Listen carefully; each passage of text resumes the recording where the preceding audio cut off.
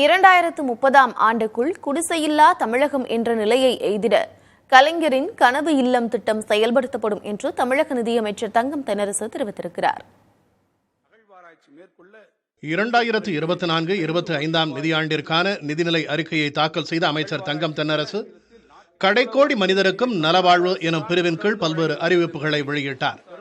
அதன்படி கலைஞரின் கனவு இல்லம் திட்டம் மூலம் 2030ஆம் ஆண்டுக்குள் குடிசையில்லா தமிழகம் எனும் நிலையை உருவாக்கிட இலக்கு நிர்ணயிக்கப்பட்டுள்ளதாகவும் இதற்காக 6 ஆண்டுகளில் 8 லட்சம் கான்கிரீட் வீடுகள் கட்டப்படும் என்றும் குறிப்பிட்டார். 2024-25ஆம் நிதியாண்டில் தலா 3.5 லட்சம் ரூபாய் மதிப்பீட்டில் 1 லட்சம் வீடுகள் கட்டப்படும் எனவும் தெரிவித்தார். முதலமைச்சரின் கிராம சாலைகள் திட்டம் மூலம் சாலைகளை மேம்படுத்திட 1000 கோடி ரூபாய் ஒதுக்கீடு செய்யப்படுவதாகவும் அமைச்சர் அறிவித்தார்.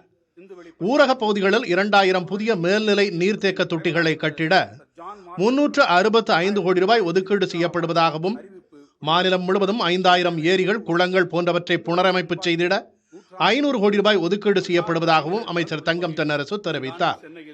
அடுத்து வரும் 2 ஆண்டுகளில் 5 லட்சம் ஏழை குடும்பங்களை கண்டறிந்து அரசின் உதவிகள் அனைத்தையும் ஒருங்கிணைத்து வழங்கி அவர்களை வறுமையிலிருந்து மீட்டெடுத்திட அரசு உறுதியாக உள்ளதாகவும் அமைச்சர் குறிப்பிட்டார்.